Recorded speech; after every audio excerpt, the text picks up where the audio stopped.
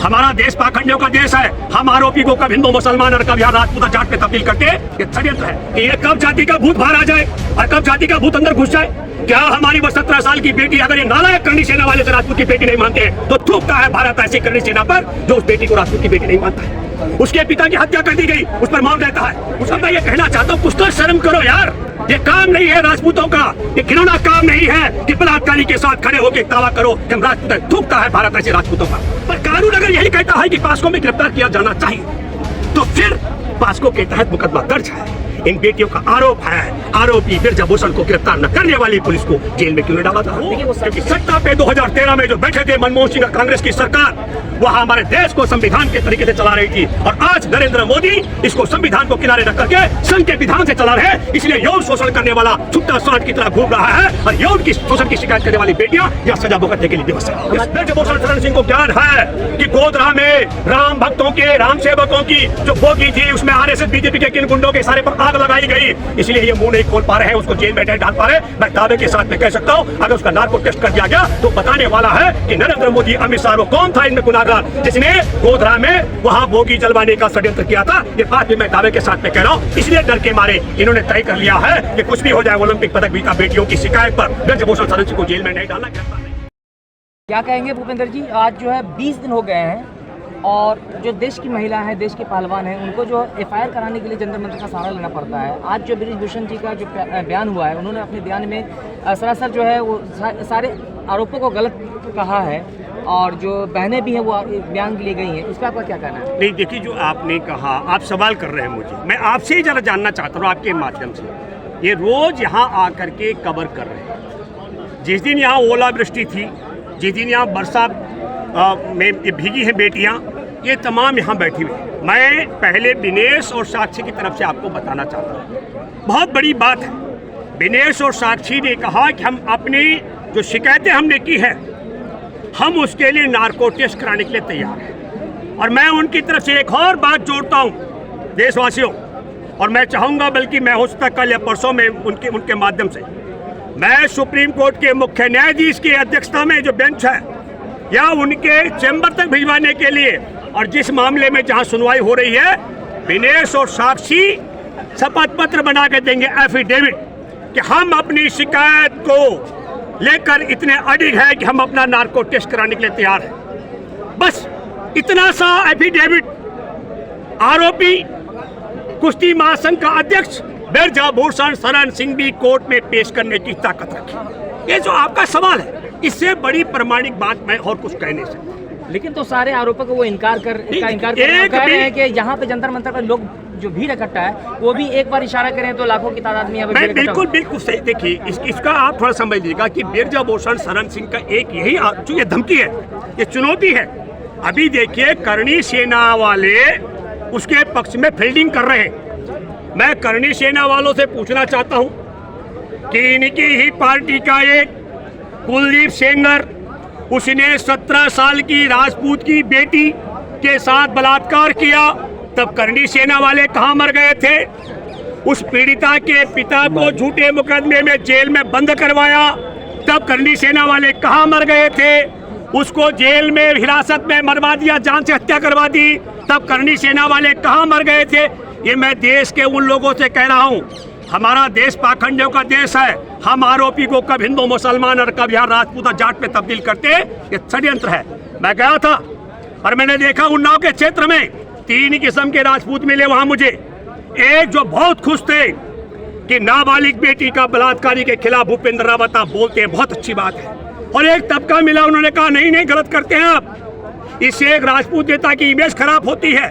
और एक तीसरा तबका था जो नाखुश भी था या खुश भी था, मतलब साइलेंट था। मैं आपके माध्यम से कहना चाहता हूं कि ये कब जाति का भूत बाहर आ जाए और कब जाति का भूत अंदर घुस जाए।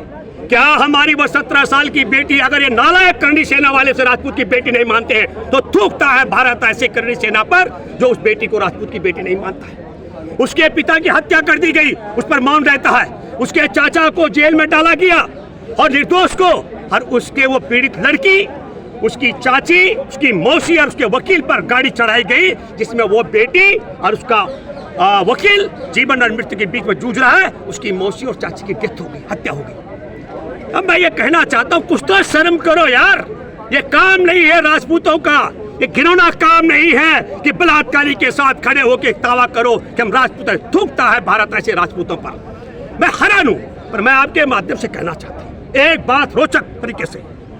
ये जो बेटियां यहां बैठी हैं, इस पे कई चीजें, कई सवाल मैं बार बार कहता हूं, कई लोग बोर हो रहे होंगे मेरी बात का, लेकिन मैं दावे के साथ मैं कह सकता हूं 67,000 पास्को के मामले हैं दर्ज।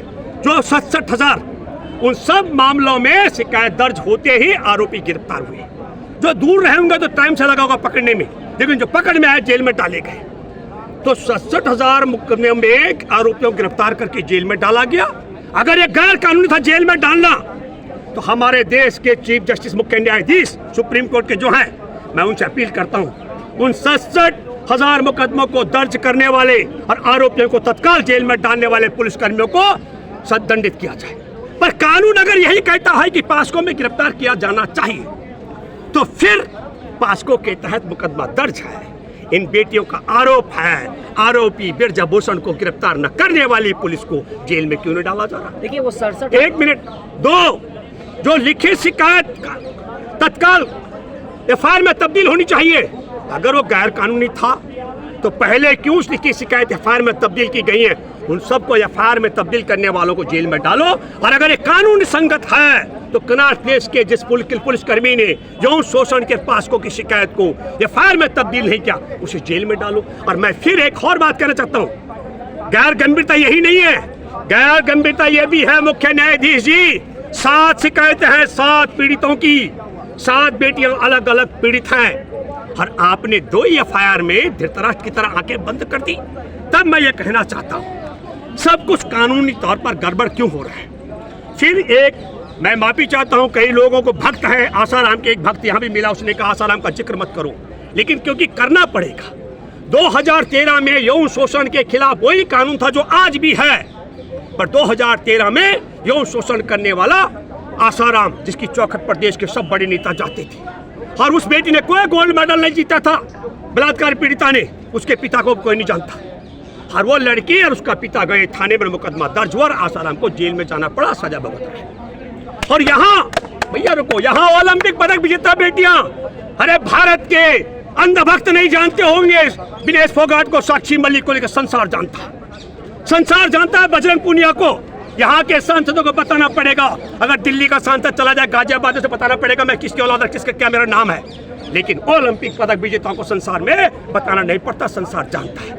और वो बैठे यौन शोषण की शिकायत लेकर के, तब सवाल है कि ओलंपिक पदक विजेताओं को पहले शिकायत करनी पड़े दर्ज, फिर काबिल वकील कपिल सिब्बल जैसा वरिष्ठ वकील लेना, उसकी मदद लेनी पड़े, और सुप्रीम कोर्ट के मुख्य न्यायाधीश का दरवाजा खटखटाना पड़े और धरना देना पड़े, मुकदमा दर्ज हो जाए और आरोपी गिरफ्तार ना हो। ये तब मैं कहना चाहता हूं क्योंकि सत्ता पे 2013 में जो बैठे थे मनमोहन सिंह और कांग्रेस की सरकार, वह हमारे देश को संविधान के तरीके से चला रही थी, और आज नरेंद्र मोदी इसको संविधान को किनारे रख करके संघ के विधान से चला रहे हैं। इसलिए यौन शोषण करने वाला छुट्टा सांड की तरह घूम रहा है, और यौन की शोषण की शिकायत करने वाली बेटियां या सजा भुगतने के लिए बेबस है। हमारे देश के माननीय प्रधानमंत्री जो बेटियों के सम्मान की बात करते हैं, और अब लोग जो इंतजार कर रहे हैं कि वो चिप्पी कब खोलेंगे, और अभी जो है इससे पहले भी उन्होंने द कश्मीर फाइल को प्रमोट किया था, अभी द कल्ला स्टोरी को प्रमोट कर रहे हैं, और साथ ही स्मृति ईरानी है वो देखने जा रही है इस मूवी को। इस पर क्या कहना है? देखिए, मैं आपको बताना चाहता हूँ, मेरे लिए बहुत दुख और अफसोस की बात है, मुझे बार बार कहना पड़ता है, ये ठगों का गिरोह है। गुजरात की 2016 से 20 तक राष्ट्रीय अपराध ब्यूरो की रिपोर्ट है, 41,621 महिलाएं गायब हुई। वहां के सीनियर आईपीएस अधिकारी ने कहा कि वो उनको देह व्यापार के धंधे में झोंक दिया गया है। और केरल की 3 महिलाओं की गुमशुदगी की रिपोर्ट है। हमारे देश में डीआरडीओ के चीफ प्रदीप कलुलकर, जो 2022 में 26 फरवरी को 2021 में 26 फरवरी को वो सावरकर की याद में आयोजित कार्यक्रम का मुख्य वक्ता था, उस आदमी को आईएसआई का एजेंट के रूप में गिरफ्तार कर गया अभी डीआरडीओ। हमारे देश के सबसे बड़े रक्षा अनुसंधान का निदेशक सावरकर का भक्त आईएसआई का एजेंट है।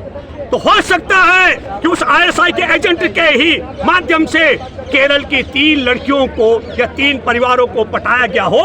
मैं एक बात कहना चाहता हूँ, मिस्टर नरेंद्र मोदी और स्मृति ईरानी, केरल से राहुल गांधी चुनाव लड़ा इसलिए केरल को बदनाम करने की बात कर रहे हो। ये पूरे केरल को बदनाम कर रहे हैं 3 FIR पे। और मैं आपके माध्यम से कहना चाहता हूँ, केरल में मैंने यात्रा की है भारत की। केरल के लोग पूछेंगे, अब किनको पता लग गया दक्षिण के द्वार बंद हो गए, वहां कुछ मिलने वाला नहीं है, बदनाम कर दो। भारत बहुत बड़ा देश है। आप में से कई दर्शक वहां नहीं कहेंगे मैंने भारत यात्रा की। आखिरी यात्रा भी संविधान सम्मान यात्रा की हमने 2018 में। हम जानते थे देश का संविधान खतरे में, इसलिए यात्रा की 65 दिन की देश भर की। मैं आपको बताना चाहता हूं, मैं नरेंद्र मोदी स्मृति ईरानी को चैलेंज करता हूं। मैं 41,621 महिलाओं की गुमशुदगी की FIR की कॉपी गुजरात के पुलिस थानों से इकट्ठी करके दे सकता हूं। और तुम अपने बाप के हो तो तुम 32,000 की जगह 3200 और 3200 की जगह 320 गुमशुदगी की FIR केरल की दिखा दो, मैं तुम्हें मान जाऊंगा। ये सब आपको बताता हूं, ये झूठ बोलने की मशीन है। कैसे झूठ? इनका ये बोलते हैं कि सावरकर बुलबुल पर भारत यात्रा करता था। मैंने चैलेंज किया है। मैं स्मृति ईरानी आपसे चैलेंज करता हूं, मैं 10,000 रुपए इनाम दूंगा इंडिया गेट पर। तुम पुरानी संसद, जो मौजूदा संसद भवन से और नए बन रहे संसद भवन में किसी को बिठा दो, संगी को बुलबुल के ऊपर, मैं 10,000 रुपए इनाम दूंगा। मैं तुम्हें 10,000 रुपए इनाम दूंगा। तुम 320 गुमशुदगी की FIR दिखा दो केरल की हिंदू महिलाओं की जो गुम हो गई हो, और मैं गुजरात की 41,621 महिलाओं की गुमशुदगी की रिपोर्ट तो 2020 तक दिखाऊंगा। 21 में, 22 में और 23 में कितनी गुम होंगी ये संख्या हो सकता है ये 61,000 भी क्रॉस कर गई हो। तो फिल्म बननी चाहिए स्मृति ईरानी गुजरात के ठगों पर, जो ठग आए थे 15-15 लाख रुपए देंगे, अच्छे दिन आएंगे, विदेश से काला धन लाएंगे, सबके अच्छे दिन लाने का जो वादा करके आए थे ठग। 28 देश के लुटेरे भागे हैं, उनमें 27 गुजराती और 1 गैर गुजराती, और वो भी गुजरातियों में भी एक भी मुसलमान नहीं, एक भी सिख नहीं, एक भी ईसाई नहीं, सारे हिंदुत्व वाले हिंदू। हमारे तरह हिंदू भी नहीं, हिंदुत्व वाले हिंदू भागे हैं। पैसे भी लूट के तुम भागो, कबूतर पर को सिर्फ बुलबुल पर भी यात्रा कराने की बात तुम करो। गुजरात की महिलाओं को किसने, 41,621 महिलाओं को देह व्यापार के धंधे में स्मृति ईरानी, नरेंद्र मोदी या भूपेंद्र मुख्यमंत्री, तुम बताओ किसने झोंका भैया? क्योंकि वहां मानव अधिकार आयोग का सदस्य और सीनियर IPS बोल रहा है सिन्हा कि उनको देह व्यापार में धकेल दिया। तो मैं ये कहना चाहता हूँ आपके माध्यम से, एक महत्वपूर्ण बात, ये संयोग है कि प्रयोग है। आज एक नाबालिग बेटी ने यौन शोषण के खिलाफ जज के यहाँ बयान दर्ज कराए, और आज ही FIR दर्ज होने के 15 दिन बाद वो जाता है ब्रजभूषण शरण सिंह। अरे ऐसे जा रहा है पुलिस के पास जैसे मेहमान बनकर के जा रहा है। आरोपी था, जेल में डालना था। कल तक तो मैं कह रहा था कि ये समय देने का षड्यंत्र है। मैं फिर आपके माध्यम से कहना चाह रहा हूँ, एक एक बेटी की शिकायत जो दर्ज है, उन शिकायतों के सबूत नष्ट करने का काम पुलिस ब्रजभूषण के साथ मिलकर कर रही है। कारण बड़ा साफ है, क्योंकि ब्रजभूषण शरण सिंह की मुट्ठी में, ब्रजभूषण ने कहा था मैं मुंह खोलूंगा सुनामी आ जाएगा। ब्रजभूषण शरण सिंह इनके साथ में राम मंदिर के मामले में जुड़ा रहा। ब्रजभूषण शरण सिंह को ज्ञान है कि गोधरा में राम भक्तों के, राम सेवकों की जो बोगी थी उसमें RSS BJP के किन गुंडों के इशारे पर आग लगाई गई, इसलिए ये मुंह नहीं खोल पा रहे हैं, उसको जेल में नहीं डाल पा रहे। मैं दावे के साथ में कह सकता हूं, अगर उसका नार्को टेस्ट कर दिया गया तो बताने वाला है कि नरेंद्र मोदी, अमित शाह, वो कौन था इनमें गुनाहगार जिसने गोधरा में वहां बोगी जलवाने का षड्यंत्र किया था। ये बात भी मैं दावे के साथ में कह रहा हूं। इसलिए डर के मारे इन्होंने तय कर लिया है कि कुछ भी हो जाए, ओलंपिक पदक विजेता बेटियों की शिकायत पर ब्रजभूषण शरण सिंह को जेल में नहीं डालना, गिरफ्तार नहीं करना। गिरफ्तार करने से पहले पूरे सबूत खत्म करने का षड्यंत्र है। मैं आपके माध्यम से देशवासियों से अपील करता हूं, जब देश में ओलंपिक पदक विजेता बेटियों की सुनवाई न हो रही हो, ये तमाम यूट्यूब चैनल वाले मदद कर रहे हो, तब आप कल्पना करो कि देश के आदिवासियों की बेटी, दलितों की बेटी, मछुआरों की बेटी, भूमिहीन की बेटी, अल्पसंख्यक की बेटी, गरीबों की बेटी का यौन शोषण होने पर मुकदमा दर्ज होने वाला नहीं है। उठ खड़े हो, जहां भाजपाई मिलते हैं घेरो और बोलो कि क्या कारण है कि तुम्हारे मोदी की पूरी सरकार और भाजपा यौन शोषण करने वाले ब्रजभूषण शरण सिंह के साथ खड़ी है, और हमारे देश में यौन शोषण की शिकायत करने वाली वो गोल्ड मेडल विजेता बेटियों के खिलाफ अड़ी है। और एक मुख्य बात, मुख्य न्यायाधीश से मैं करना चाहता हूँ अपील, मेरी अपील है, ये धृतराष्ट्र की भूमिका छोड़ो। आप बताइए कि देश में 7 शिकायतें तो 2 FIR क्यों, 5 FIR गायब क्यों कर दी गई? ये जिम्मेदारी दूसरी अदालतों की नहीं है, ये सुप्रीम कोर्ट के मुख्य न्यायाधीश के पास शिकायत गई थी कि एफआईआर दर्ज नहीं हो रही है, और एफआईआर दर्ज कराने की शिकायतें 7 लड़कियों की थी, इसलिए 7 एफआईआर दर्ज क्यों नहीं की गई है। और मुझे लगता है, मेरी अपील है, 7 एफआईआर के आड़ में आप उस पुलिसकर्मियों को भी तलब करिए जिन्होंने शिकायत को एफआईआर में तब्दील नहीं किया। अगर उन्हें जेल में डाल दोगे तो जो जांच अधिकारी अभी हैं वो मुकदमा दर्ज होने के बाद वो ब्रजभूषण सिंह को गिरफ्तार करके जेल में डालेंगे, ये मैं दावे से कह सकता हूँ। धन्यवाद।